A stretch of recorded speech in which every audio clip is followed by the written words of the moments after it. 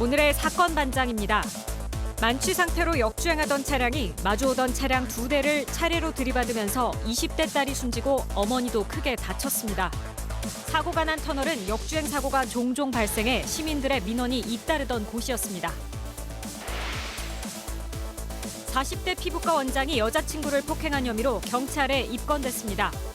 현장 출동한 경찰의 수색 과정에서 대마초와 흡입기도 발견됐습니다. 생후 3일 된 아들을 출생신고도 하지 않은 채 산후조리원에 유기한 30대 부모가 구속됐습니다. 이들은 2년 전에도 아기를 낳아 산후조리원에 버리고 도주했던 걸로 확인됐습니다. 헌법재판소가 미성년 성폭력 피해자의 진술 녹화 영상을 재판에서 증거로 쓸 수 있게 한 법조항에 대해 위헌 판단을 내렸습니다. 헌재는 해당 조항이 피고인의 반대 신문권을 과도하게 제한한다고 봤습니다.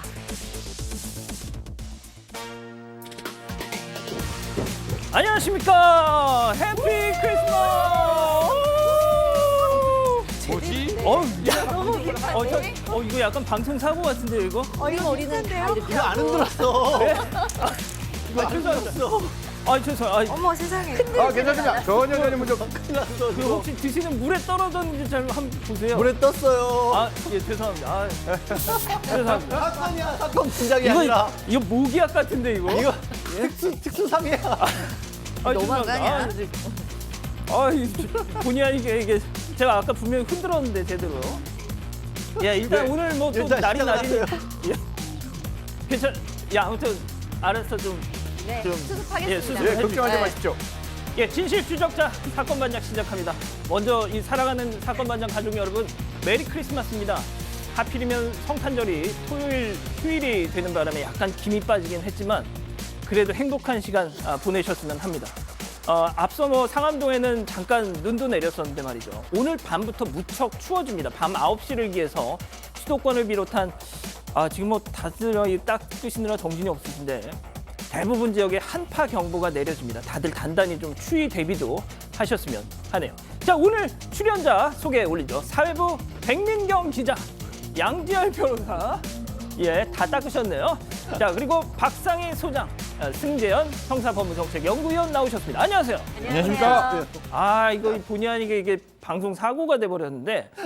자, 친한 언니한테 사건 반장 소개해서 입덕시켰어요. 잘했죠 하신 하나님 특급 칭찬합니다. 자, 등장할 때마다 꽃 뿌려줘서 내 기분도 좋아요 하신 미인대회 뽑힌 여왕님. 추울 때는 역시 보면서 열받는 사건 반장 하신 하순옥님. 댈러스에서 졸린 눈 비비며 보고 있어요 하신 이지고 루카님. 모두 사랑합니다. 자, 재미는 물론 의리로 함께하는 사건 반장. 대한민국과 전 세계 동포 가족 여러분의 시선을 모아서 출발합니다.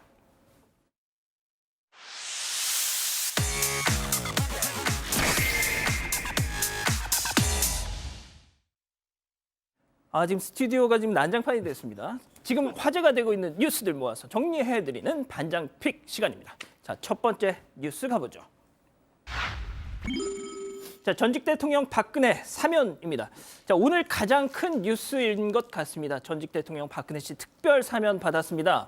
2017년 3월 31일 구속된 이후 이 4년 9개월 만인데요. 자, 며칠 전까지만 해도 엊그제까지만 해도 어려울 거란 전망이 많았는데 상당히 전격적이었습니다. 네, 그렇습니다. 사실 이제 특별사면은 대통령, 국가 원수로서 대통령의 법을 넘어선 권한이기 때문에 이걸 뭐 사유를 따진다는 것 자체가 좀 뭐 맞지 않는 일이긴 합니다만 어쨌든 정부에서 밝힌 바로는 국민 통합이란 부분도 있고 박근혜 전 대통령의 어찌 보면은 이 건강 상태가 생각보다 많이 좋지 않은 걸로 그렇게 네. 알려졌습니다.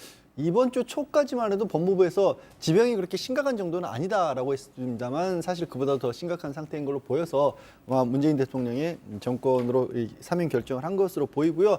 박근혜 지금 전직 대통령 같은 경우에는 4년 9개월가량 수감 생활을 했고 남은 17년 3개월의 형은 감면이 되는 겁니다. 다시 살지 않아도 되는 거고요. 추징금과 벌금이 있었는데 35억 원의 추징금은 이미 납부를 했거든요. 남은 벌금 150억 원 가량이 있었는데 이거는 내지 않아도 180억 원의 벌금은 내지 않아도 되게 됐습니다. 그렇군요. 네. 자, 그런데 방금 양 변호사님이 말씀하셨지만 백 기자, 최근 이 건강이 급격히 악화됐다는 얘기가 있었고 실제 박범계 법무장관도 이번 사면 결정의 가장 큰 이유가 건강이라고 하던데 도대체 어느 지경이어서 그런 거죠? 네, 일단 지난달 22일에는 지병인 허리와 어깨 치료를 위해서 강남구 삼성병원에 입원한 상태고 전문의 의견에 따라서 내년 2월께 퇴원할 예정입니다. 최근 또 정신적인 불안 증세를 보여서 이와 관련한 진료도 받은 걸로 알려지면서 또 건강이 악화된 게 아니냐 이런 추측이 나왔습니다. 또 거기다가 씹지 못할 정도로 치아가 많이 상해서 지금 미숫가루나 죽 정도만 먹고 있는 걸로 알고 있는데요. 또 최근에 이제 내곡동 사저가 경매 붙여져서 매각된 만큼 측근들은 거처를 알아보고 있는 상황입니다. 그렇군요. 자, 이 대변인격인 유영하 변호사는 어려움이 많았음에도 사면 결정을 해준 문재인 대통령에게 사의를 표한다 뭐 이런 얘기를 했다는 소식도 들어왔습니다. 자, 그런데 승 의원님, 네네. 이명박 씨, 전직 대통령 이명박 씨는 이번에 제외가 됐습니다. 사실 원래 사면이라는 것 자체가 변호사님 말씀 주신 대로 국가 원수가 가지고 있는 언해적 특권, 특히 국민 통합을 위해서 필요하다라고 이야기를 한다면 사실 가지고 있는 기간은 문제가 안 되고 두 분의 전직 대통령이었죠. 과거에 그 두 분에 대해서 동시 사면이 가능했음에도 불구하고 아마 그 부분에 대해서는 대통령께서 또 다른 어떤 여러 가지 사람들로부터 말씀을 듣고 결정을 한 게 아닌가 싶은 생각을 합니다. 하지만 앞으로 통합을 위한 방향이라면 분명히 그런 생각을 할 거예요. 이석기 입장에서는 왜 내가 가석방이지? 난 사면되어야 하는데. 그리고 저 박근혜 대통령 측에서는 이때까지 이렇게 힘들었는데 왜 진작 사면을 안 해줬지? 라고 또 부평할 수 있지만 뭐 이명박 전 대통령, 이명박 씨의 입장에서는 사실상 왜 다른 사람은 사면하고 가석방하면서 나는 왜 안 해주지라는 여러 가지 불평이 있으면 정치권 안에서 또 갑론을박이 발생할 수 있는 가능성이 있으니까요. 이 부분은 현직 대통령이시든지 아니면 차기에 우리나라를 이끌어갈 대통령이시든지 이 부분에 대해서도 다시 한번 고민해야 되는 그 내용이 들어있다라는 말씀드리겠습니다. 알겠습니다. 자, 두 번째 뉴스 넘어가 보죠. 자, 주범은 감형, 공범은 석방입니다. 자, 이 백 기자, 이 지적장애 여고생을 모텔로 데려가서 오물을 뿌리고 집단 폭행한 10대 남녀 5명 중에 지금 보이는 2명이 오늘 있었던 항소심에서 감형 그리고 집행유예로 석방됐는데 자, 내용 좀 정리해 주시죠. 네, 올해 6월에 있었던 일입니다. 인천 부평구에 있는 한 모텔에서 지적장애 3급인 여학생을 폭행했던 일당들입니다. 일단 주범과 공범이 있는데요. 주범인 10대는 주범과 공범 모두가 미성년자로 장단기형을 받았었습니다. 주범은 장기 2년, 단기 1년 8개월을 징역형을 선고받았었는데 이번에 장기 1년 8개월, 단기 1년 4개월로 감형됐습니다. 공범은 장기 1년에 단기 10개월의 실형을 받았었는데 이번에 집행유예를 선고받으면서 아예 석방됐습니다. 양형에 대해서 재판부는 범행 당시 피고인들의 나이와 반성하는 점 등을 고려했다면서 특히 공범은 피해자와 합의했다는 점 고려했다고 밝혔습니다. 자, 저희가 이 사건도 전해드린 기억이 나는데요. 그냥 이렇게만 말씀드리면 긴가민가 하실 겁니다. 자, 피해 여학생 머리를 변기에 집어넣고 내려 찢고 침을 뱉고 담배꽁초로 뭐 이런 게 담겨 있던 재떨이를 비롯해서 그러니까 이거는 뭐 그냥 폭행 이런 게 아니고요. 고문이었습니다. 자, 어리다고 죄의 무게까지 가벼워질 수 있느냐라는 얘기 제가 자주 전해드리는데 집행유예, 승 의원님. 예. 사실 뭐 법원에서 바라보는 시각은 미성년자는 앞으로 충분히 교육형주의에 따라서 발전할 수 있다. 이런 근본적인 판사의 믿음이 있었는 것 같아요. 특히 공범이란 주범이 있고 공범이 있으면 주범은 굉장히 행동을 적극적으로 했는 사람이고 공범은 그 옆에서 같은 행동을 했지만 그 정도가 조금 그렇게 심하지 아니하였고 또 그 내용에서 피해자와 합의가 되었다는 점을 고려했지만 피해자가 받은 그 트라우마와 평생 살아가야 될 고통을 생각한다면 과연 집행유예 시간이라는 게 이들에게 정말 반성할 수 있는 시간이 될까? 정말 이들의 미래를 생각하면 적어도 자기들이 자숙할 수 있는 시간, 자기들의 행동에 반성할 수 있는 시간은 주어져야 되는데 사실 저렇게 집행유예가 되면 아무런 자유백탈 처분 없이 세상에 또 나가게 되는 그런 상황이 만들어지는데요. 제가 가지고 있던 근본적인 청소년에 대한 믿음은 있지만 그 청소년이 자숙할 수 있는 시간도 주어지는 게 필요하다고 생각합니다. 알겠습니다. 자, 세 번째 뉴스 이어가죠. 자, 처음 본 차가 고의 충돌입니다. 이 영상으로 함께 보면서 말씀 올리겠습니다. 자, 이 회색 차량이 서 있는 흰색 층용 그냥 확 이유도 없이 쾅 들이받습니다. 건물까지 지금 흔들리는데 자, 그런데 다시 뒤로 백하더니 다시 쿵. 끝난 줄 알았더니 또 쿵. 예? 이 행동이 무려 받고 뒤로 갔다가 받고 뒤로 이게 무려 7분 동안 계속됐다는 건데 문제는 이 회색차가 말이죠. 왜 이런 행동을 이해할 수 없는 행동을 했는지 아무도 모른다는 겁니다. 자, 백 기자. 아닙니다. 자, 피해 차주분의 이 황당한 이 목소리가 영상에 그대로 녹음이 돼 있었는데요. 잠깐 듣고 가시죠. 네. 아, 내 차 폐차네. 아니, 뜬금없이 차를 왜 박은 거야, 이게? 나 탈 때 이런 경우도 처음이네. 아, 내 차 어디 어떡할 거야? 자, 그냥 이걸 찍으면서 보고만 있었던 거예요. 무서우니까. 괜히 갔다가 몸도 상할 수 있으니까 말이죠. 맞습니다. 저기가 지금 어디냐면요. 일요일인데 회사 앞입니다. 일이 많아서 지금 일을 하러 왔던 상황인데 회사 앞에 차를 세워놨는데 저런 일이 지금 벌어진 겁니다. 신원을 알 수 없는 차량인데 주차돼 있는 차를 훼손시키고 그다음에 하지 말라고 나오니까 그다음에 차량으로 위협까지 하고 계속해서 저렇게 충돌을 하고 달아났습니다. 달려들어서 잡으려다가 혹시나 정말 자기를 칠까 봐서 그럼요. 영상만 찍었다고 합니다. 근데 황당한 사고도 좀 억울한데요. 한 유튜버가 저 스팅어 차주 여친이 바람을 피웠는데 바람난 남자가 그랜저 차주였다. 이런 식의 악플이 달려서 불륜남으로 오인까지 받았었다고 합니다. 양 변호사님. 그러니까 이게 단순히 차를 부순 것뿐만이 아니고 한 유튜버가 이 영상에다가 이거 치정 싸움이다. 이런 식으로 또 그러니까 헛소문을 퍼뜨렸다는 거 아니에요? 두 번의 피해를 겪은 셈이네요. 그런데 일단 먼저 지금 영문을 모르는 거 아니에요? 고의 충돌을 한 사람이 왜 그랬는지. 저 문으로 살짝 보면 50대 남성 정도로만 보인다라고 하는데 이유를 전혀 피해자는 알지 못하고 있다고 합니다. 명백하게 재물 손괴, 차량에 대한 재물 손괴이고 게다가 그냥 재물 손괴도 아니고 지금 이런 경우에는 운전하는 차량 자체를 위험한 물건으로 법적으로 보거든요. 차로 이 사람을 다치거나 부수면 굉장히 위험할 수밖에 없으니까 그래서 특수 재물 손괴는 명백해 보이고 지금 보시는 것처럼 차로 사람을 향해서도 돌진을 하는 모습이 위협을 있거든요. 하네요. 저건 특수 협박이 될 겁니다. 그리고 아까 그 유튜버가 어떤 정도까지 자세히 특정을 했는지 모르겠지만 저기 번호판 같은 것들이 가려지지 않았다거나 혹시 이제 지금 피해를 입은 쪽에 신원을 알 수 있는 정도까지 얘기를 했다라면 예. 이건 또 명예훼손이 또 별도로 될 수가 있는 거죠. 그렇군요. 공사 커지겠네요. 자, 네 번째 뉴스 이어가 보죠. 명심보감 필사시킨 교사입니다.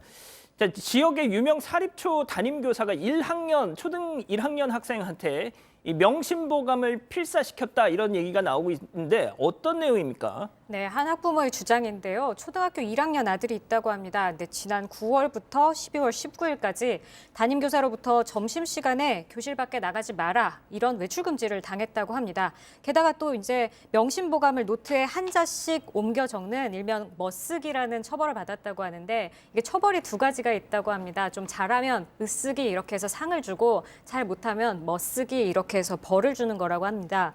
근데 문제는 약간 학대 같은 부분이 좀 보입니다. 점심시간 이후에 화장실도 자유롭게 못 가게 하고 등교 전에 부모님이 싸준 물도 좀 못 마시게 했다. 이런 주장이 나오고 있습니다.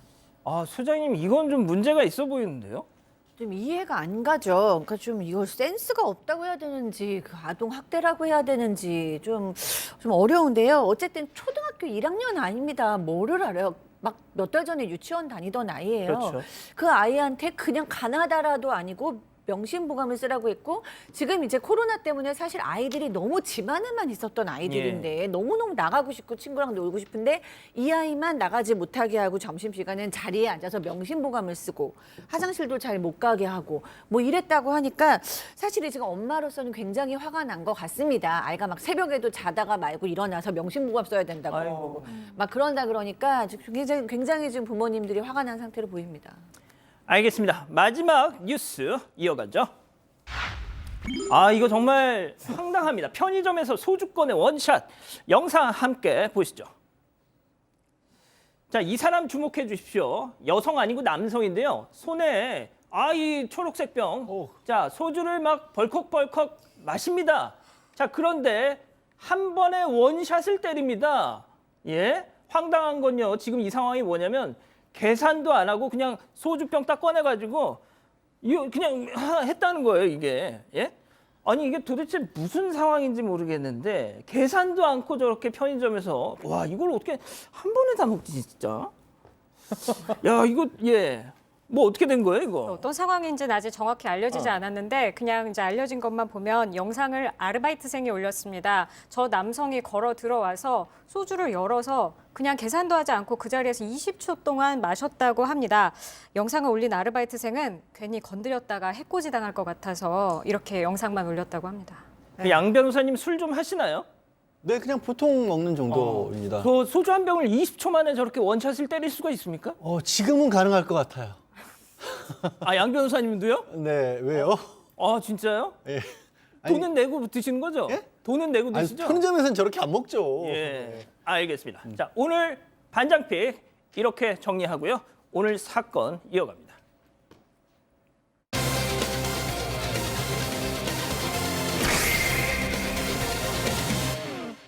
만취 상태로 역주행하던 차량이 마주오던 차량 2대를 차례로 들이받으면서 20대 딸이 숨지고 어머니도 크게 다쳤습니다.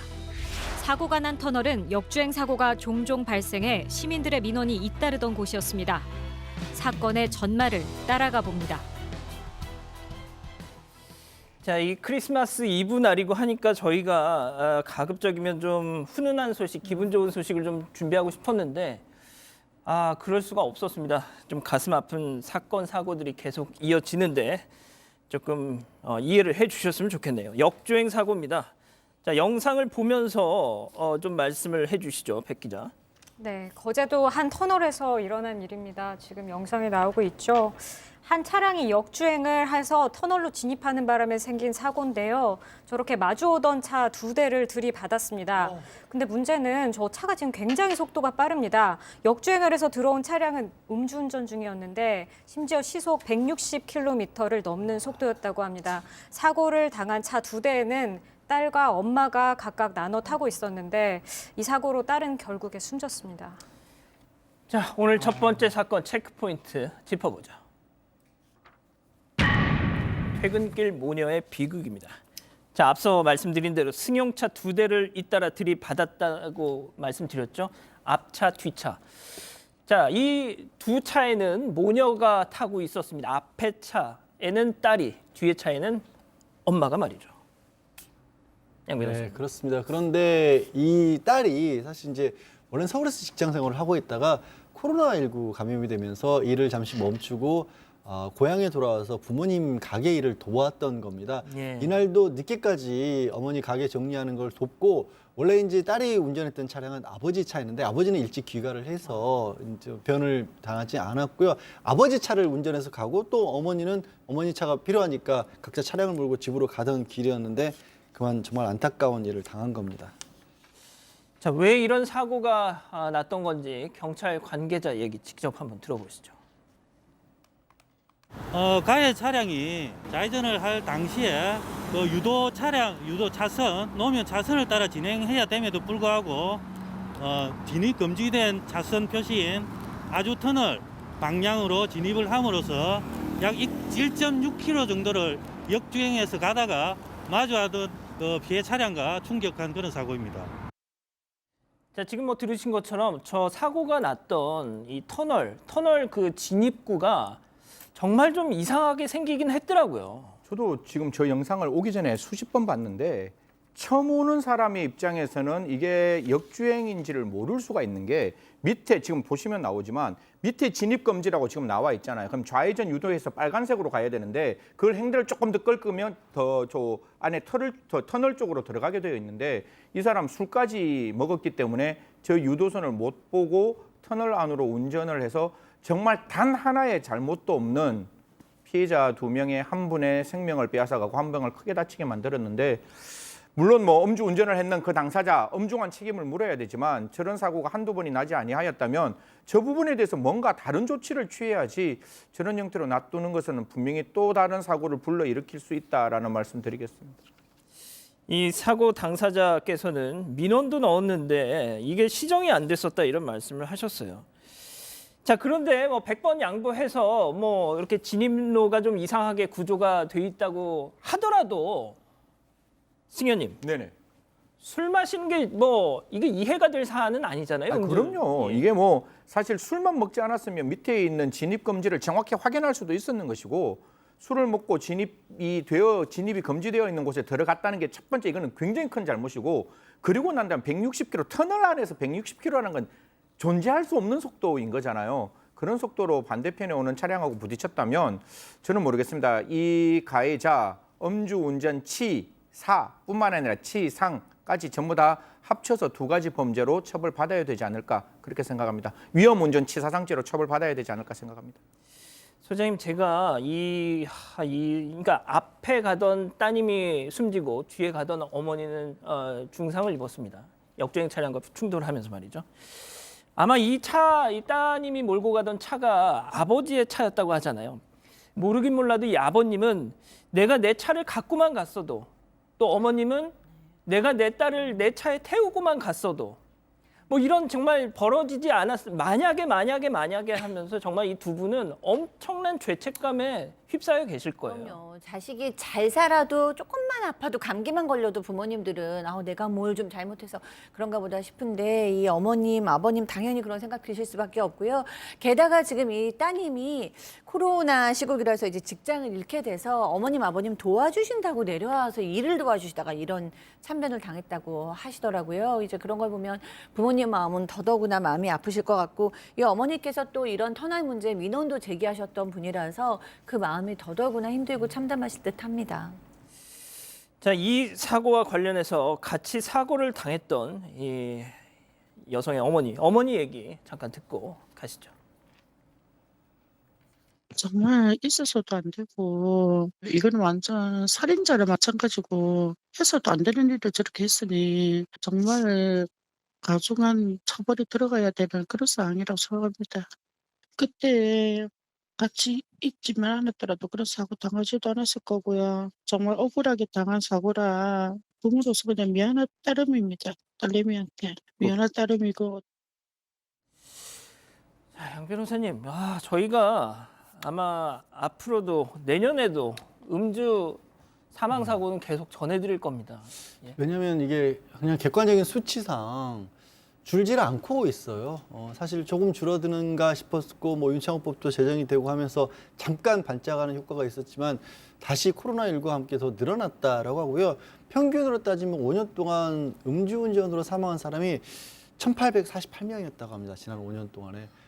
음주 교통사고가 하루에 50건 가량 음주운전 사고가 난다라고 하고요. 대부분이 20대, 30대, 특히 30대의 사고 비율 자체는 많이 집중이 돼 있는데 또 사망 사고는 20대에서 훨씬 더 많이 일어나고 있다고 합니다. 정말 이게 어떻게 해야 좀 근절이 될 수 있을까요, 진짜. 예? 알겠습니다. 첫 번째 사건 이렇게 정리하고요. 두 번째 사건 이어갑니다.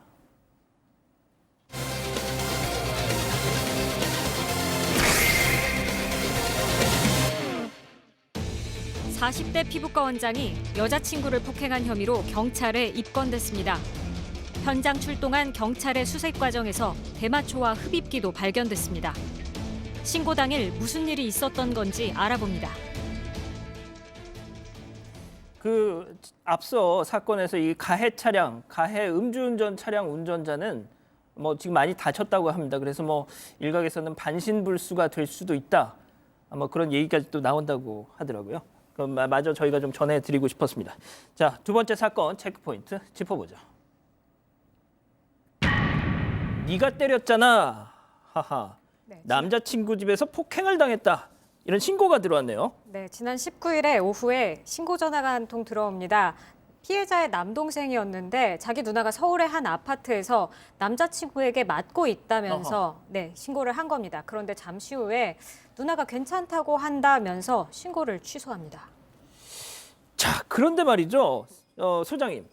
보통 신고를 했다가 취소를 하면 예전에는 그냥 이제 상황 끝났나 보다 하고 경찰들이 그냥 나몰라라 한 경우도 있었어요. 네. 자, 그런데 이번에는 달랐습니다. 네, 그렇습니다. 스토킹 범죄 대응 매뉴얼에 따라서 취소를 했음에도 불구하고 현장을 확인하고 사건을 종경을 해야 된다는 그런 매뉴얼이 있대요. 그래서 그 경찰들이 왔는데 저희 연구소에서도 이제 가정폭력 사례는 저희가 좀 가끔 조금 더 신경 써서 보고하는데 이번 달에 있었던 가정폭력 신고 사례 같은 경우에는 취소를 해도 온다는 얘기를 제가 이미 들었었어요. 그래서 뭐 스토킹 사례라던가 사례라던가 이렇게 가정폭력 사례라던가 뭐 이런 사례에 있어서는 사회적 약자 사건은 신고를 취소하더라도 현장을 확인한다. 이 말이 사실임을 저도 확인했었습니다. 아, 그렇군요.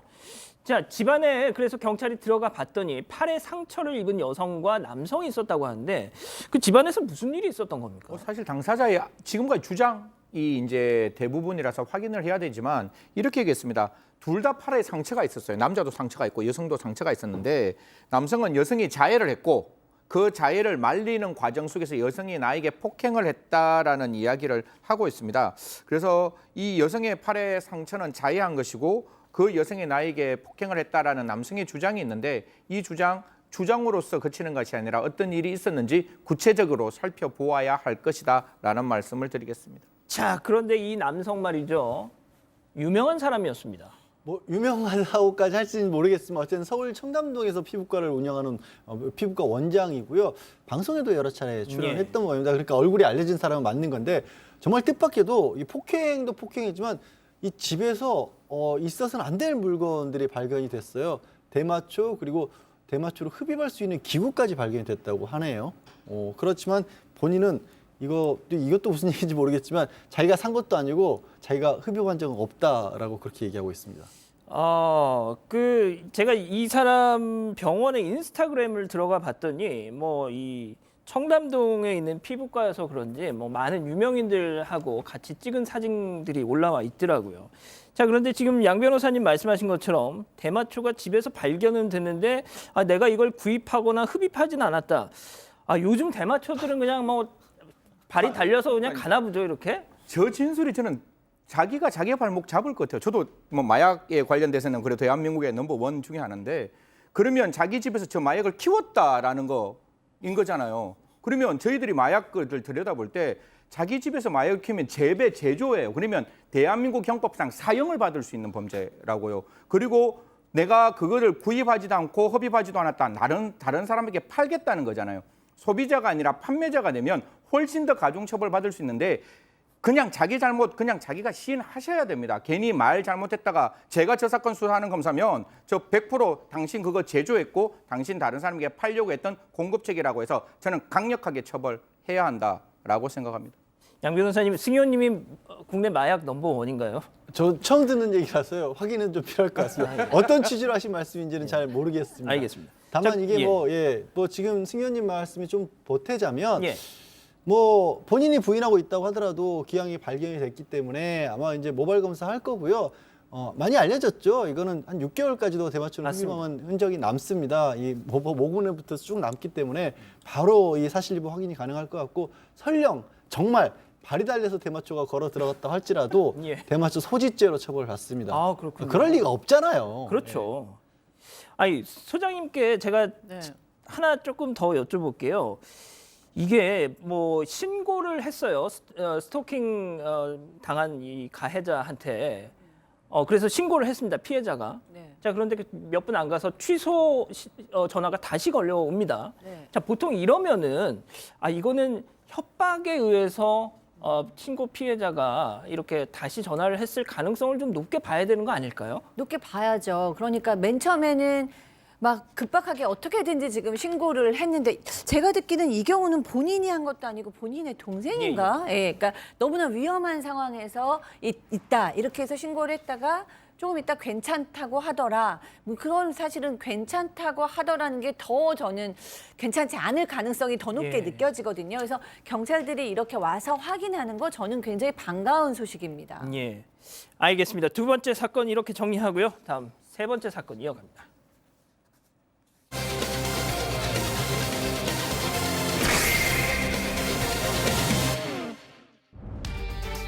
생후 3일 된 아들을 출생신고도 하지 않은 채 산후조리원에 유기한 30대 부모가 구속됐습니다. 이들은 2년 전에도 아기를 낳아 산후조리원에 버리고 도주했던 걸로 확인됐습니다. 아기를 연달아 유기한 사건을 알아봅니다. 자, 태어난 지 고작 3일 된 아들을 산후조리원에 버리고 잠적한 30대 부모. 야, 경찰에 붙잡혔습니다. 네, 참 비정한 30대 부부 얘기입니다. 지난 3월에 제주도에서 아이를 낳는데요. 낳은 지 3일도 안 돼서 이 산후조리원에 버리고 간 겁니다. 출산한 후 산후조리원에는 집에 가서 짐을 좀 챙겨오겠다고 해놓고 다시 돌아오지 않았습니다. 산후조리원 관계자가 2달 가까이 설득을 했는데 결국 돌아오지 않아서 결국 신고를 해서 경찰이 수색에 나섰고 8개월 후에 잡혔는데 평택에서 잡혔습니다. 자, 자기 아이를 맡기고 한 달이 지나도록 찾아오지도 끝내 데려가지도 않았다는 건데 어떻게 이걸 봐야 할지 당시 상황 이 저희 제작진이요 이 해당 산후조리원 측의 얘기 직접 한번 들어봤습니다. 듣고 가시죠. 엄마가 이제 와서 큰아이가 갑자기 아파서 병원에 입원하게 됐는데 도와줄 사람이 없대요. 자기가 병원에 가서 봐주다가 엄마가 병원으로 오면 자기가 조리를 해야 될 거니까 조리원에 들어온대요. 계속 이제 날짜가 미뤄지면서 한 번 와보지도 않고 그러니까 저희도 경찰서에 신고할 수밖에 없다 하면서 조금 과정이 같은 더 엄마 이제 없이 혼자 있다 보니까 더 안쓰러운 마음에 더 많이 챙겨주고 더 한 번 더 알아주고 뭐 그랬죠.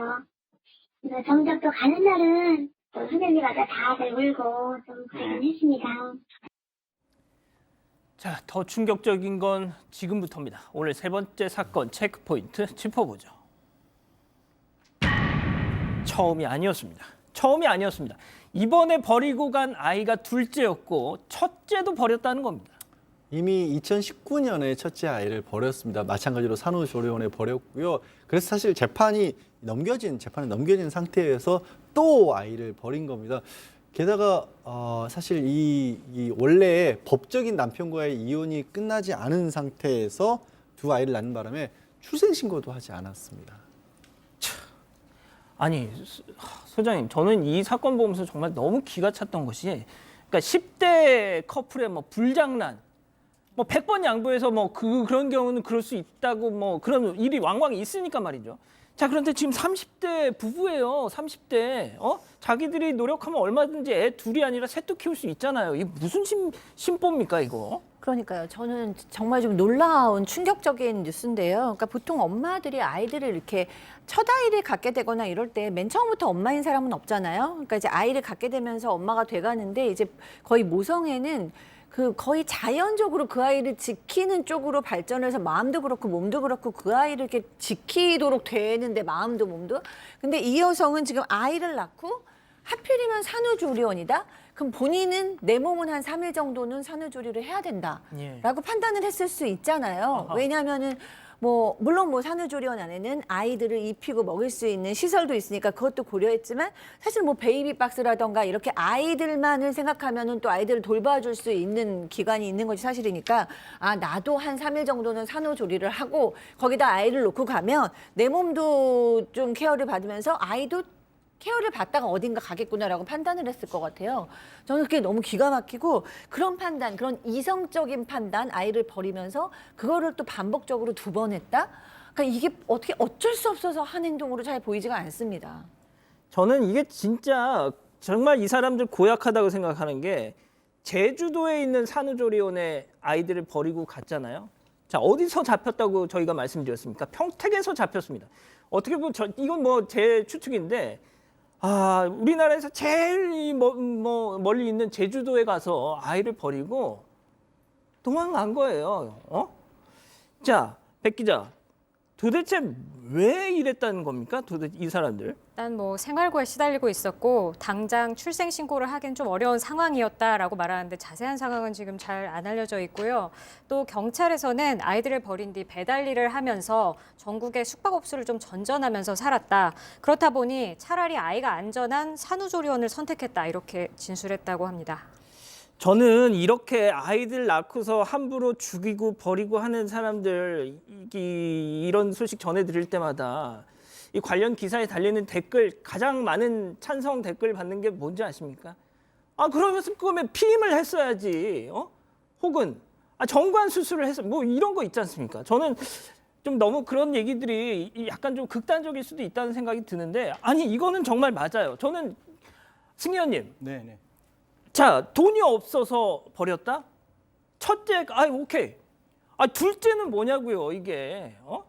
사실 사람이 가지고 있는 가장 뛰어난 능력 중에 하나가 병가지 상사. 한 번 실수를 했을 때 다음에 그 실수를 반복하지 않기 위해서 노력하는 모습인데 처음에도 분명히 그런 부분이 있었고 둘째도 똑같이 이런 부분을 저지르면서 저는 오히려 아이의 안전을 위해서 산후조리원에 아이를 유기했다라는 말이 저는 상대적으로 설득력이 없는 게 정말 아이를 위했으면 대한민국 저번에도 제가 한번 말씀드렸는지 모르겠지만 대한민국 정부는 아이를 자라나게 만들기 위해서 최선의 노력을 다해서 모든 역량을 집중하고 있어요. 그래서 아이가 제대로 기를 수 있도록 많은 지원을 하고 있는데 그런 지원을 통해서 단 한 번이라도 아이에 대한 도움을 요청하지 않는 상황에서 아까 우리 앵커께서 말씀 주신 대로 대한민국 가장 떨어져 있는 곳, 사실 비행기가 아니면 절대로 대한민국 다른 육지로 들어올 수 없는 영역에서 아이를 유기하고 왔다는 것은 오히려 저 말 자체가 제가 봤을 때는 설득력이 훨씬 더 떨어지는 거 아니냐. 그냥 의도적으로 아이를 버리는 게 아닌가라는 생각은 지울 수가 없습니다. 자, 그 양 변호사님 어떤 분들은 또 그런 말씀까지 하시더라고요. 그래도 죽이지 않고 이런 시설에 맡겨줘서 그래도 고맙다라고요. 예? 그 얘기는 정말 마지못해 하신 그러니까요. 말씀이라고 봐요. 이게 이 사람들이 받고 있는 혐의 자체가 아동복지법 위반입니다. 그러니까 여기서 딱 무슨 짓을 했는지가 이 범죄의 제목에서도 드러나는 거고요. 이 사람들 구속시켰어요. 왜? 재범 우려 이미 재범했잖아요. 그렇죠. 도주 우려 이미 도주했잖아요. 그렇죠. 뭐 구속할 수밖에 없는 상황이었고 아이들은 저는 이 부분도 납득할 수가 없는 게 남편이 지금 첫째 아이는 돌보고 있고 둘째 아이는 또 산후조리원에서 돌보고 있다는데 그러니까 정말 뭐 결혼 생활이 어찌 됐든지 간에 남편이 돌봐줄 수도 있었던 상황이었다는 얘기잖아요. 예. 근데도 버리고 지금 바깥에서 그렇게 피해서 다니고 있었던 겁니다. 아, 저는 진짜 이게 어떻게 이해가 잘 안 돼서. 알겠습니다. 그리고 이 내용도 짚어보겠습니다. 지난번 사건반장에서 전해드렸던 사건입니다. 경기도 오산에서 그 사거리에 있는 의류수거함에 신생아가 탯줄도 떼지 않고 지금 나오고 있죠. 숨진 채 발견된 사건. 엄마가 그 신생아를 버린 엄마가 체포됐습니다. 네, 지금 영상에 나오고 있는 저 빨간 의류 수거함입니다. 지난 화요일에 전해드렸었는데요. 한파의 날씨 속에서 저 경기 오산 한 의류 수거함에 탯줄도 안 뗀 아기가 버려져 있었습니다. 이 아이를 버린 20대 엄마가 붙잡혔습니다. 근데 집에서 붙잡혔는데 저 의류 수거함에서 얼마 떨어지지 않은 곳이었습니다. 자, 양 변호사님 그때 정말 그 전국이 영하로 정말 추웠던 날이었어요. 그때 지난 주말에 기억하실 거예요. 지난 주말에 갑자기 추워졌지 예. 않습니까? 그때 저 지역인 오산 같은 경우가 영하 7도까지 내려갔고요. 수도권은 영하 10도 밑으로 떨어졌습니다. 그야말로 온몸을 꽁꽁 싸매고 있어도 어른들도 추운 상황인데 갓 태어난 아이들 아마 이제 아실 거예요. 지방이 거의 없어요, 몸에. 아주 한 3kg, 4kg 이런 상태로 엄마 뱃속에서 나오지 않습니까? 저는 진짜 네, 아이가 차라리 빨리 세상을 떠났기를 바랄 정도의 그런 마음입니다. 예. 아무튼 도대체 왜 이런 짓을 했다는 겁니까? 사실 이것도 저는 정말 설득이 안 돼요. 그냥 거듭 말씀드리지만 잘못했으면 저는 정말 사람이 수호지심을 느끼고 그 수호지심에 따라서 진짜 잘못했다고 이야기를 해야 되는데 그 20대가 이런 이야기합니다. 남편이 이 사실을 모르고 있었는데 남편이 알까봐 그랬다. 그러면서 마지막에 정말 나는 아이를 살해하지 아니하였다라고 이야기를 했다라고 하는데요.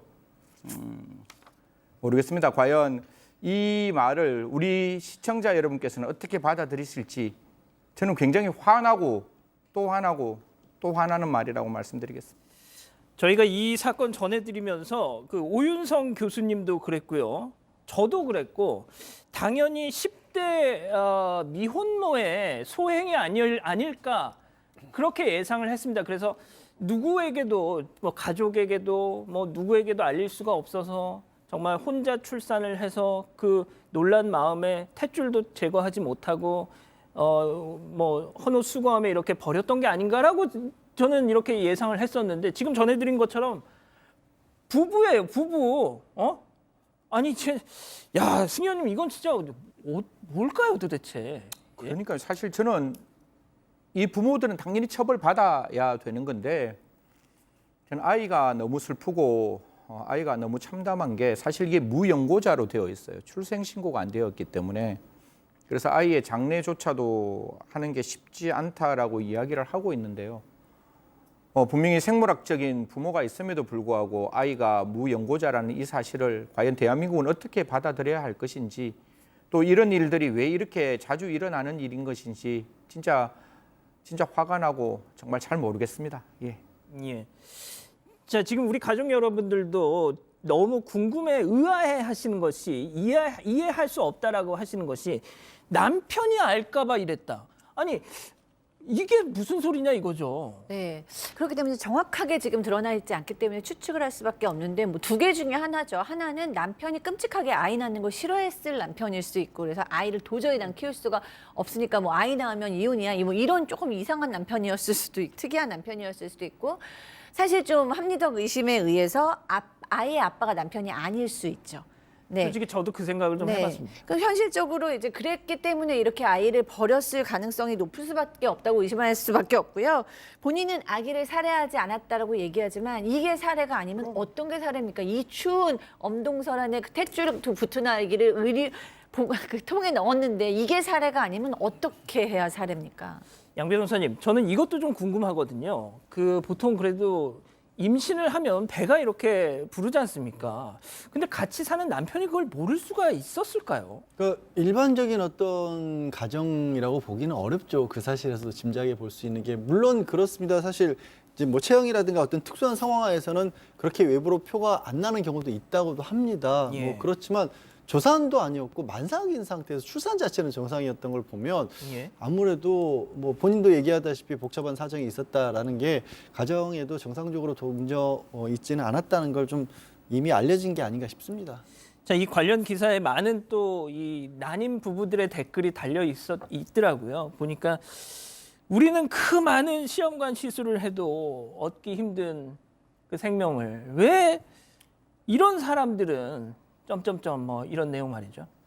세 번째 사건 여기까지고요. 다음 네 번째 사건 이어갑니다.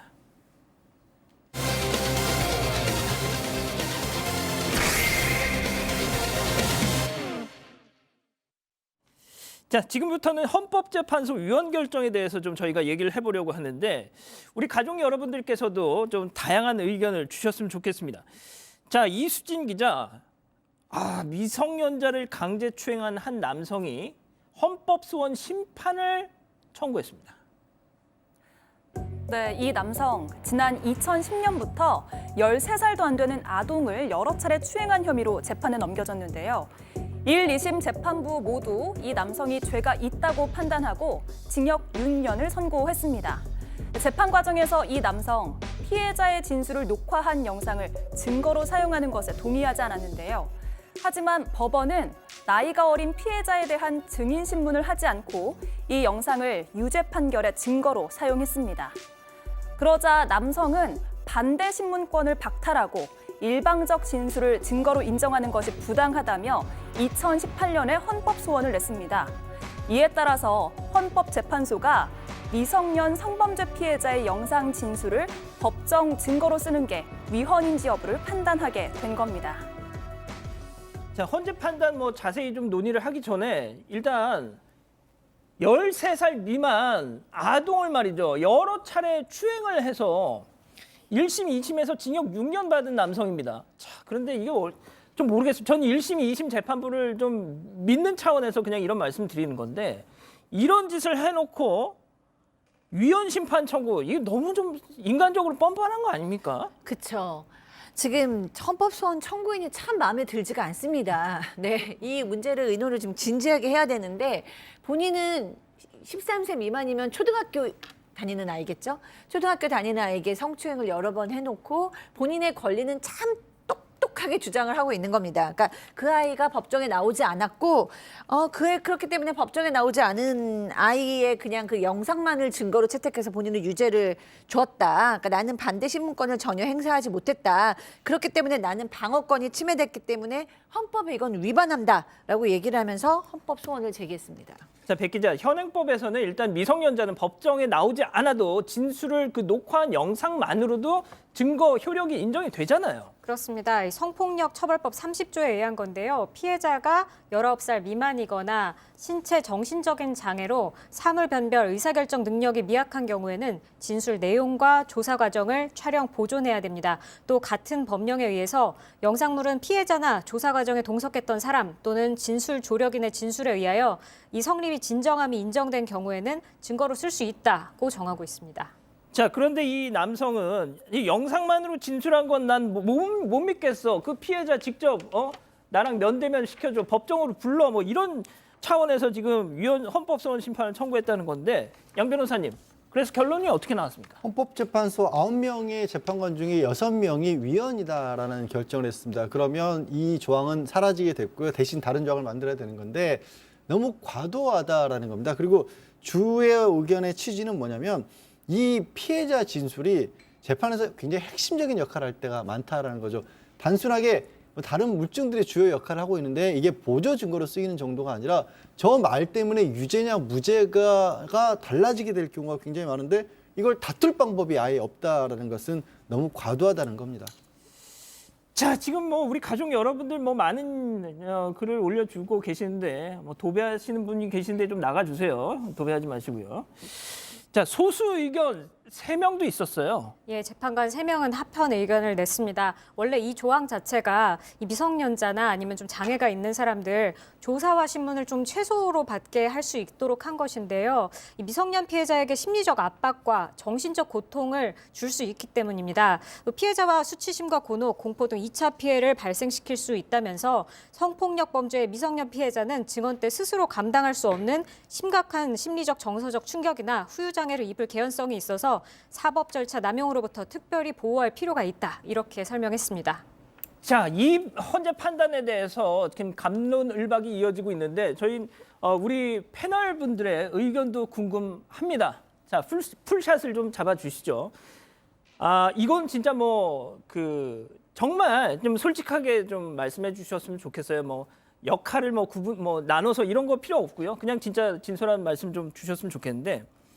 헌재 판단에 동의한다는 분 손 좀 들어주십시오. 그러면은 헌재 판단에 반대한다. 절대 반대. 예, 일단 뭐 저도 그냥 좀 끼워봤습니다. 예. 자, 그러면 일단 본격적으로 좀 토론을 하기에 앞서서 체크 포인트 먼저 짚어보죠. 피해자 보호 대 피고인 방어권입니다.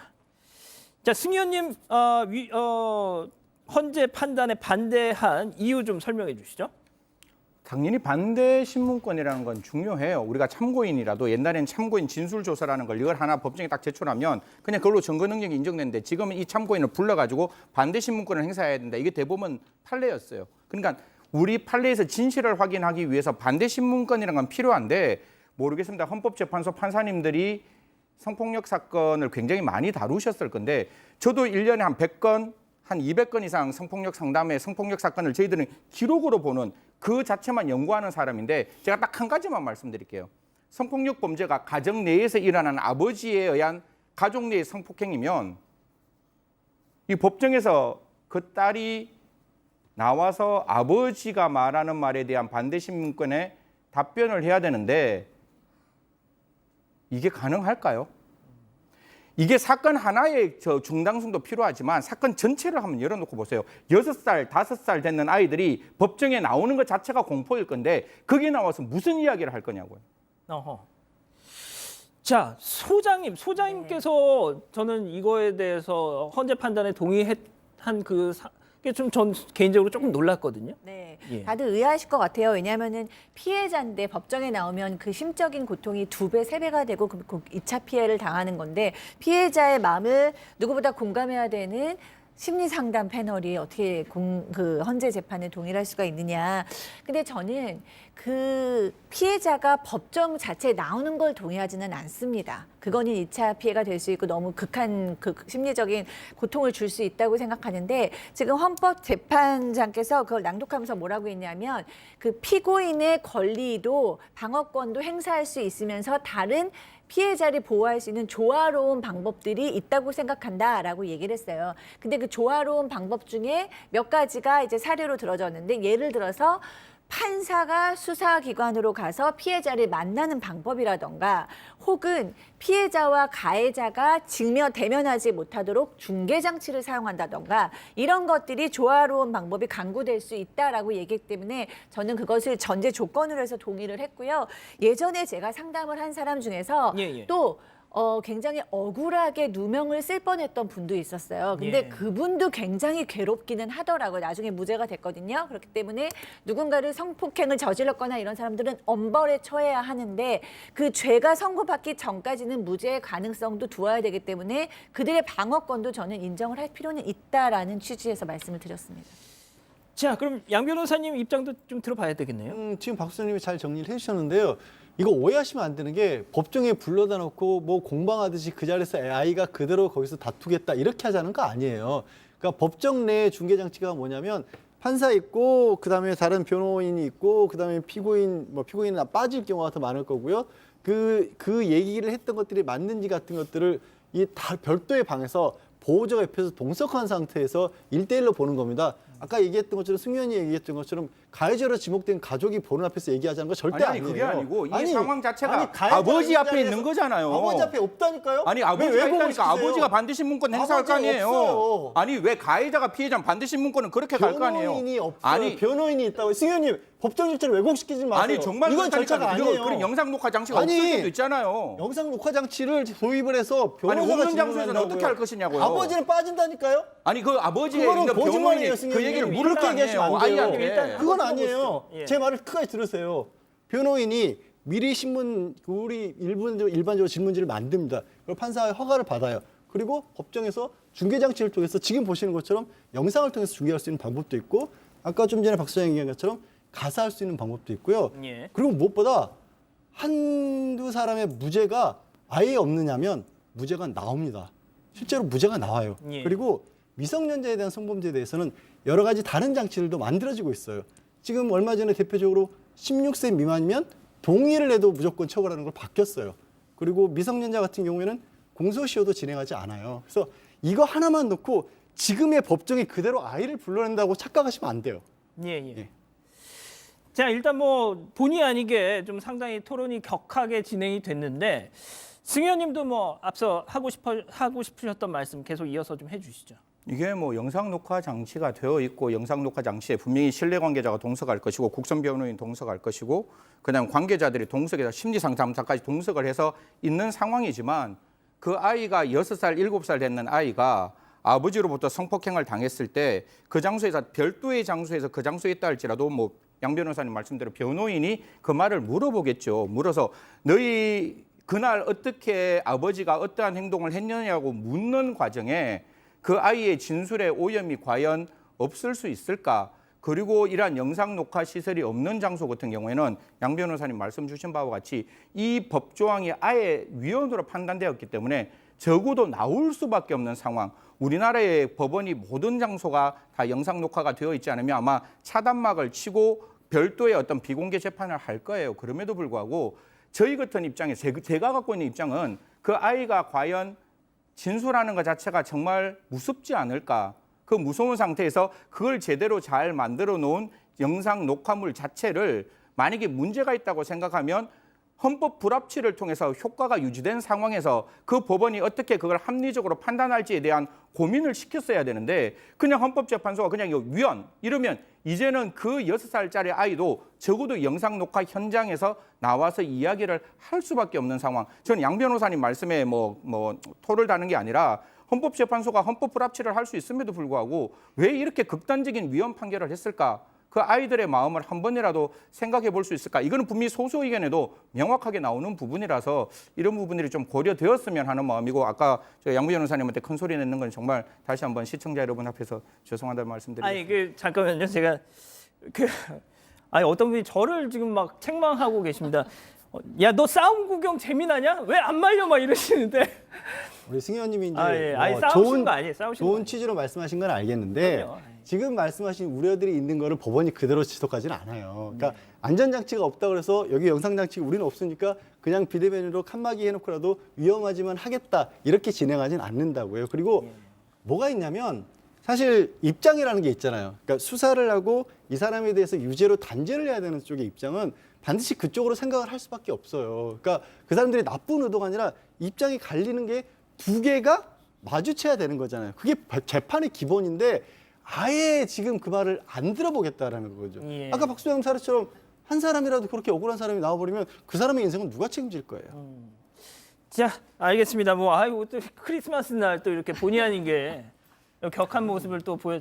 아니 근데 제가 이제 일부러 두 분 말씀에 이제 개입을 안 한 거는 두 분이 그 방송 시작 전까지만 해도 계속 막 웃고 떠들고 계셨어요. 그러니까 이게 지금도 좋은 사회예요. 그냥 의견의 대립이 다르다는 게 틀린 건 아니니까. 얘기를 할 때 끼어드시는 건 안 돼요. 그건 사과하세요. 예, 제 얘기 끝나고 하세요, 앞으로. 죄송합니다. 아무튼 두 분 화해하세요. 화해하세요. 화해해요. 화해해요. 그래? 코로나 시기니까. 메리 크리스마스. 자, 오늘 사건 이렇게 정리하고요. 계속해서 별별 상담소 이어갑니다.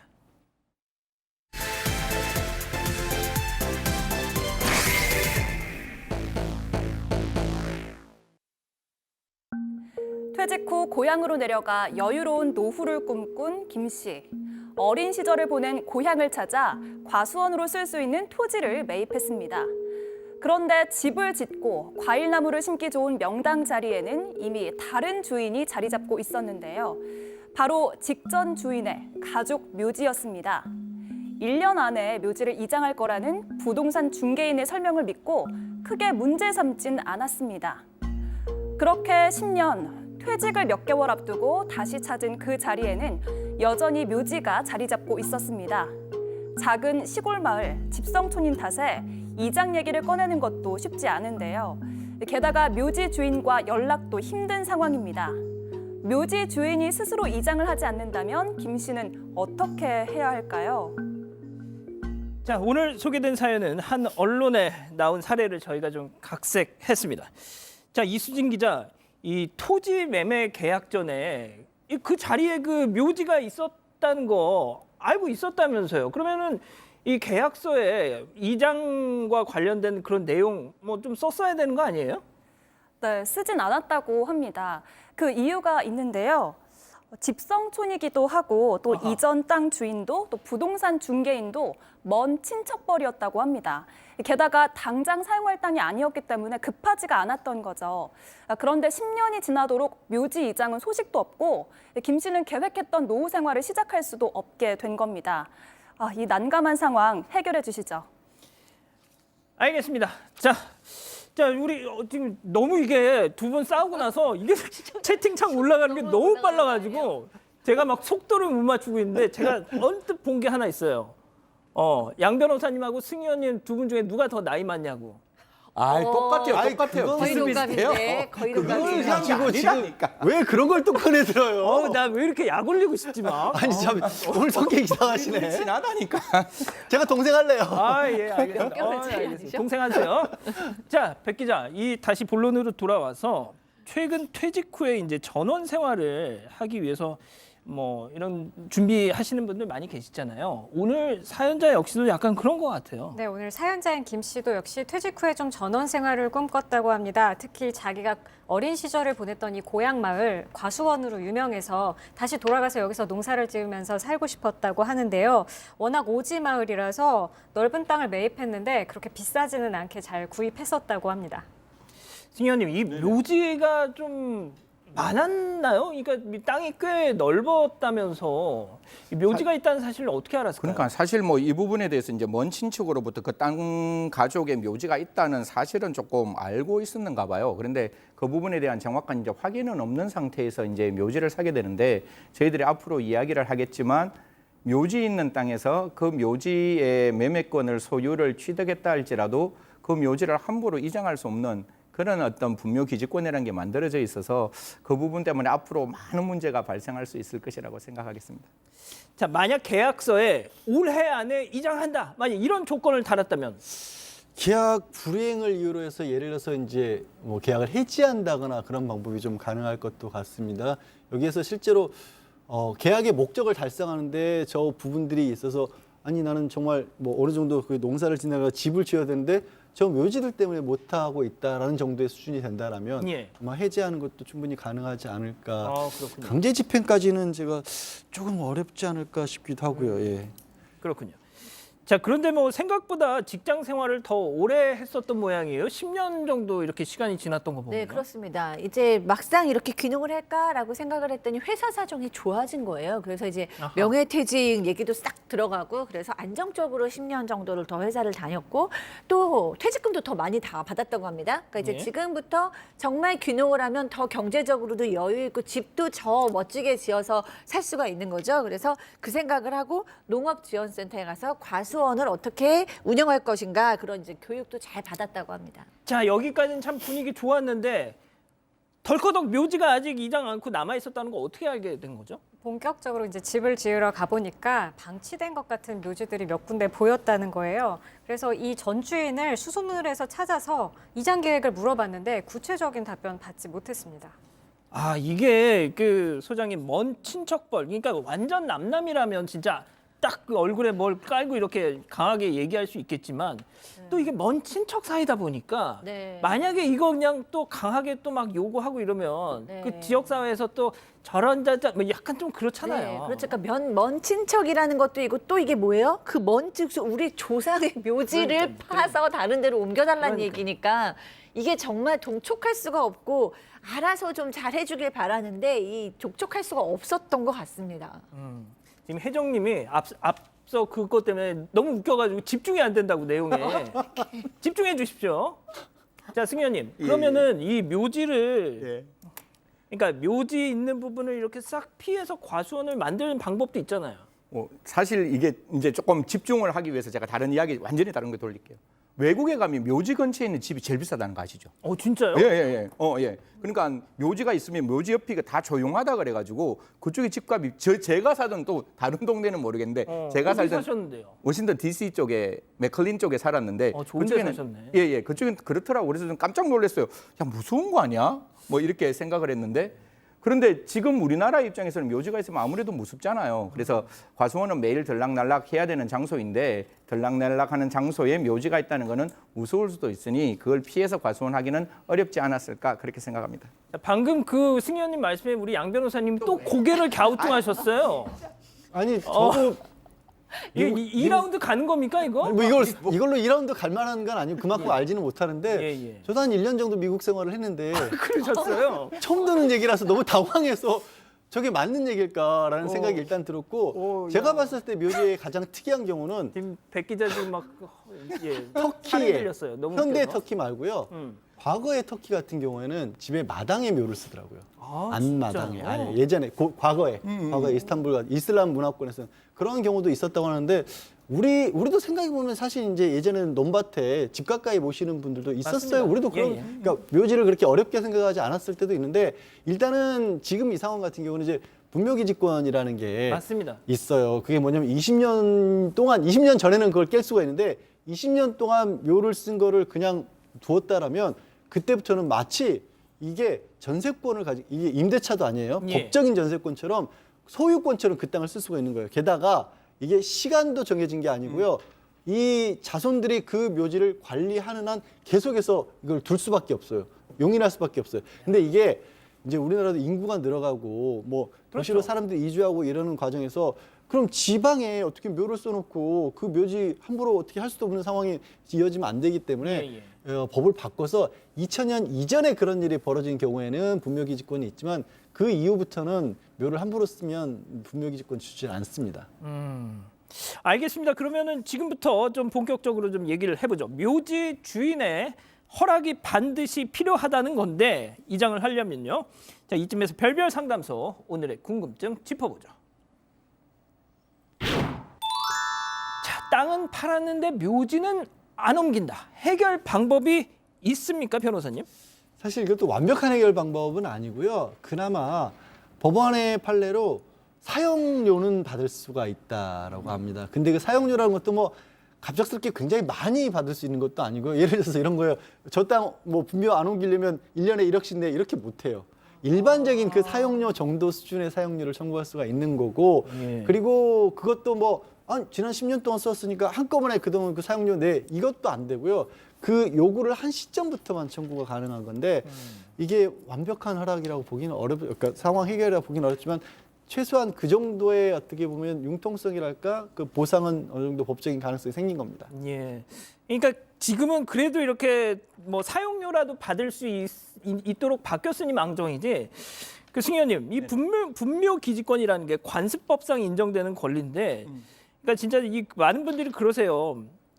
아니 이건 진짜 이 자본주의 사회에서 사유재산권을 그냥 막 침해하는 이거 이상한 권리다 이거.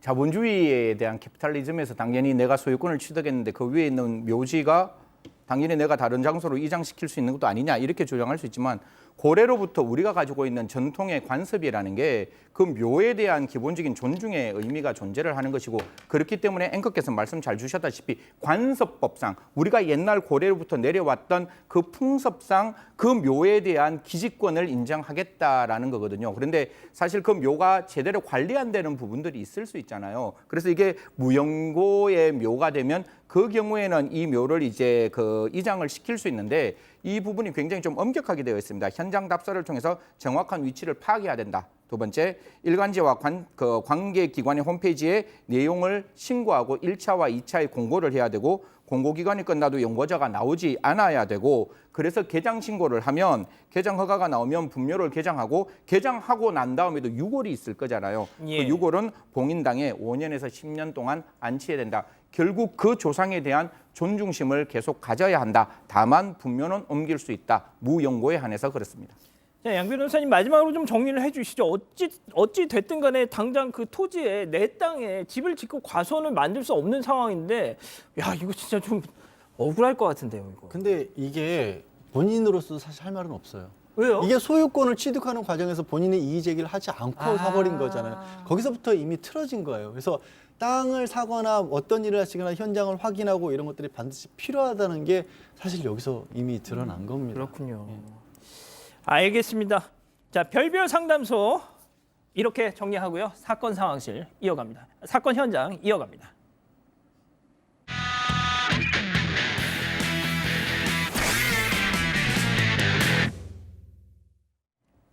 제가 두 분 싸워가지고 제가 제 말도 잘 막 틀리고. 아니 이걸 왜 우리 탓을 하세요? 우리는 아무 짓도 안 했는데 우리 지금 메리 크리스마스. 우리 괜찮아요? 예. 자, 오늘 사연의 주인공 소개해드려야죠. 뉴욕에 사시는 사방가족 예리엘 심님이십니다. 자, 초딩 6학년 아드님이 사건 반장 광팬이라고 하시면서 사연을 전하신 건데 사건 반장을 보기 위해 알람까지 설정해놓고 열심히 보는 우리 아이 모습입니다.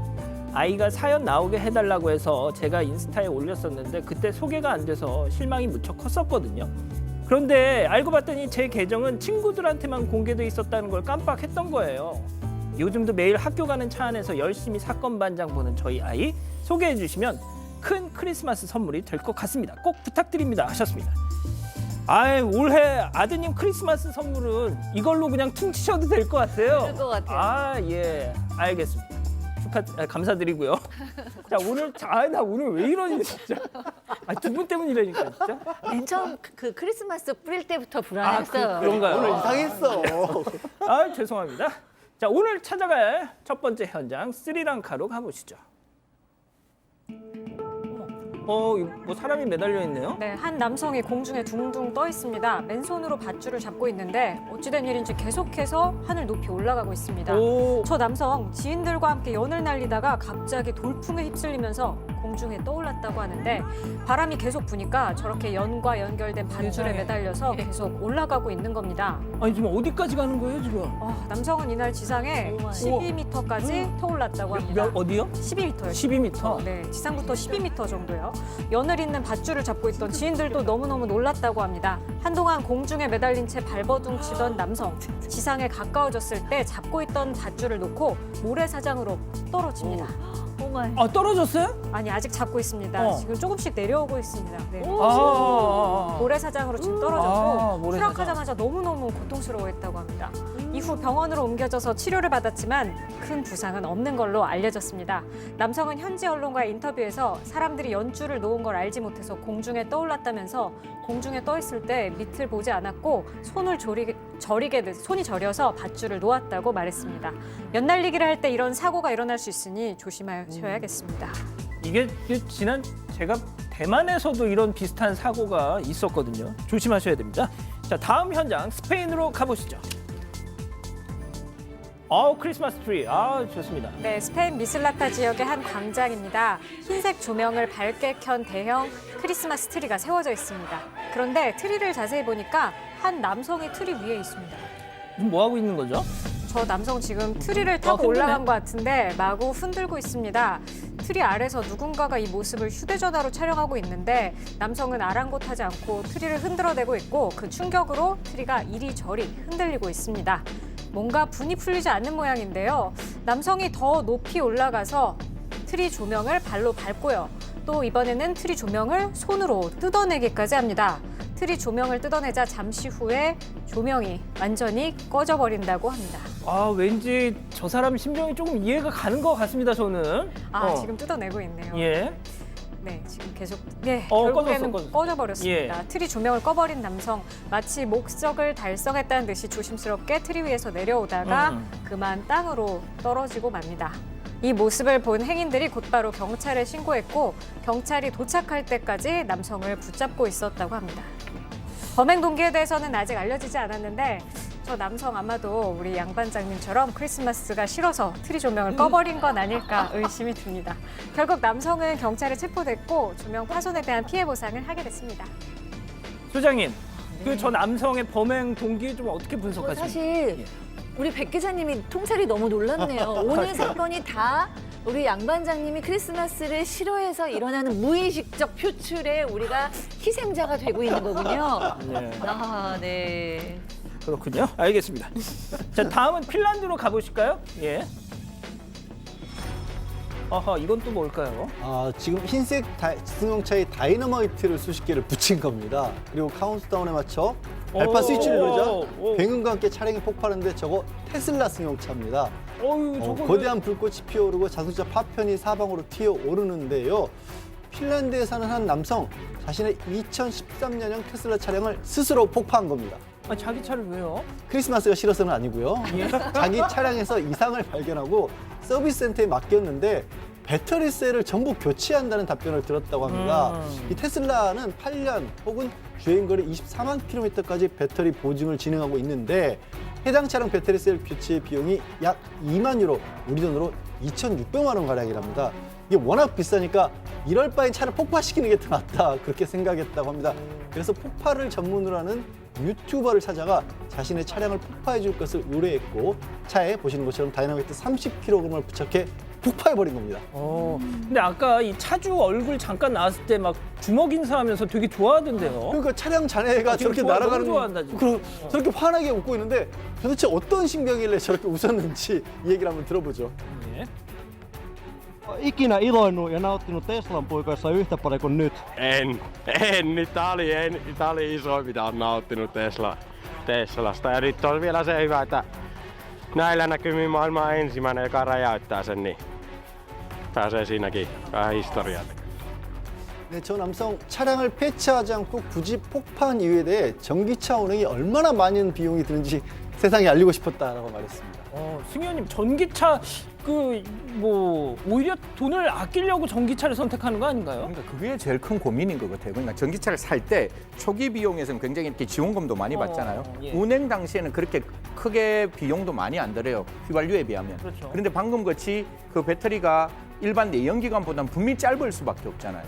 그러니까 지금 현재의 기술로는 내연기관보다 짧다 보니까 8년 만에 2,600만 원을 드린다라는 것 때문에 이제 저런 부분이 나왔는 것 같은데 앞으로 전기차 만드는 우리 대한민국도 내연기관 없앤다는 소리를 들었거든요. 특정 그 자동차 회사에서 정말 한 20년 동안 끄떡없는 그 배터리를 만들어서 전 세계 대한민국 배터리가 모든 시장을 장악하는 그날을 기대해 보겠습니다. 끄떡없는? 예, 끄떡 없는. 아, 끄떡 없는. 예, 끄떡 문제 없는 이런. 아, 예, 문제 없는. 자, 다음은 시리아로 가보시죠. 이건 또 뭘까요? 군복을 입은 한 여성이 보이시죠? 양팔을 벌리고 무릎을 구부려 앉더니 다시 일어나는데 스쿼트 운동하는 거 아닙니다. 여성은 이 동작을 매일 반복하는 모습을 영상으로 남겼습니다. 스쿼트가 아니면 뭘까요? 뭐 하는 거죠? 뛰어오면. 네, 사실 진짜 스쿼트 운동이 아니라요. 33살인 로라 스트레첼레키라는 이 여성. 뭐라고요? 로라 스트레첼레키. 이름이 성이 특이하네요. 예. 이 여성 8개월 동안 시리아로 파병을 떠난 군인이라고 합니다. 예. 그런데 이 군인에게 13살, 6살, 그리고 3살 난 아이들이 있다고 합니다. 자, 파병을 마치고 하와이에 있는 집으로 돌아갈 시간이 왔는데 여성이 왜 그랬는지 이야기를 들어보겠습니다. 예. Just about to land. My kids don't know. Let's go surprise the crap out of them. 아이들 얘기하니까 역시 눈물이 팍팍 쏟아지네요. 예. 저 여성 하와이에 도착해서 깜짝 파티를 하고 아이들이 가장 좋아하는 헬로윈 용품점으로 향했는데요. 아이들이 가게 안으로 들어가는 순간 저 여성 양팔을 넓게 벌리고 그동안 수도 없이 연습했던 호응 자세를 취합니다. 그러니까 아이들을 다시 만나게 될 날을 손꼽아 기다려서 매일 다른 장소에서 아이들과 호응하는 연습을 합니다. 어쩜 좋아. 3명의 아이들이 품 안으로 들어오자마자 여성은 눈물을 흘리기 시작하는데요. 그렇게 한참 동안 아이들과 뜨거운 포옹을 나눴다고 합니다. 여성은 현지 언론을 통해 생각했던 것보다 아이들이 많이 자라서 연습에 뜨거운 만큼 쪼그려 앉을 수 없었다고 전했습니다. 소장님, 와, 제가 진짜 이 사건 현장 많이 전해드렸는데, 이거 진짜 되게 감동적이네요, 이거. 근데 저 맞췄어요. 저 맞췄죠? 네, 저 애기. 맞췄어. 저 애기 안으려고 저러는 거다. 그리고 저 맞췄어요. 왜냐면 너무 행복한 얼굴로 이렇게 했거든요. 맞아요. 기쁘네요. 감동적입니다. 자, 다음은 동물이 주인공인 터키로 가보시죠. 네, 이스탄불의 한 지하철역입니다. 사람들이 개찰구를 통해 들어가고 나가는 모습이 보이는데요. 개찰구 위에 뭔가가 있습니다. 네. 저기 뭐, 고양이가 있습니다. 귀여운 고양이 한 마리가 개찰구 위에 고양이네. 앉아 있는데요. 마치 검표원처럼 사람들을 감시하고 있습니다. 고양이를 본 사람들은 그냥 지나치지 못하고 저렇게 고양이의 머리를 한 번씩 쓰다듬고 개찰구를 통과하고 있습니다. 그런데 그때 한 승객이 카드를 대고 지나가려고 하자 고양이가 양펀치를 날립니다. 양펀치. 왜요? 아무래도 자신을 쓰다듬어주지 않아서 삐진 모양입니다. 승객이 깜빡했다는 듯 고양이를 쓰다듬어주자 그제서야 고양이는 승객을 놓아줍니다. 아무래도 승객들의 사랑을 독차지하고 싶어하는 것 같습니다. 이 영상을 본 누리꾼들은 고양이를 먼저 쓰다듬고 카드를 대야 한다. 그게 규칙이다. 이런 반응을 보이고 있습니다. 알겠습니다. 자, 마지막 동물 캐나다로 가보시죠. 오, 표범. 네, 가정집인데요. 퓨마 한 마리가 나타났습니다. 퓨마가 나타나자마자 이 집에 사는 시베리안 허스키 한 마리가 퓨마에게 다가가 앞을 시베리안 막아줬는데요. 허스키. 제가 제일 좋아합니다. 사람들이 개의 이름을 불러서 개를 저지하려고 하지만 개는 퓨마를 향해서 짖으면서 쫓아내려고 하고 있습니다. 퓨마가 도망갈 생각을 하고 있지 않은데요. 견주의 아버지가 소리를 지르며 달려가서 결국에 퓨마를 내쫓습니다. 어디로 간 거죠? 네, 견주 아버지가 팔을 크게 흔들면서 울부짖는 소리를 내니까 겁을 먹고 도망간 것 같습니다. 견주 아버지는 퓨마에게 돌진한 개를 보호하기 위해 저런 행동을 하면서 표 앞으로 달려갔다고 하는데요. 이 모습을 지켜봤던 견주의 말 들어보겠습니다. Yeah, extremely scared for her, and then I think my dad's fight or flight action just took an effect. Never seen him scream like that in my life. He kind of sounds like Scooby-Doo. 네, 개도 사람도 다치지 않아서 천만 다행이지만 정말 큰일 날 뻔했습니다. 시베리안 허스키 멋지네요. 자, 잠시 30초간 전하는 말씀 듣고 다시 오겠습니다. 채널 고정 송파동 김 여사님 리모컨 돈 터치. 안녕하세요. 저는 항상 이렇게 운동으로 아침을 열죠.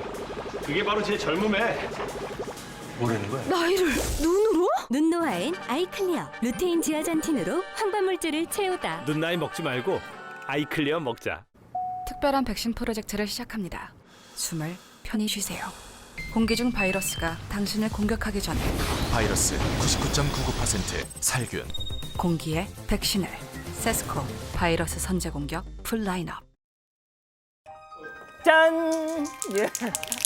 잠깐 이 광고 나가는 동안에 저희가 지금 이런 짓을 하고 있었습니다.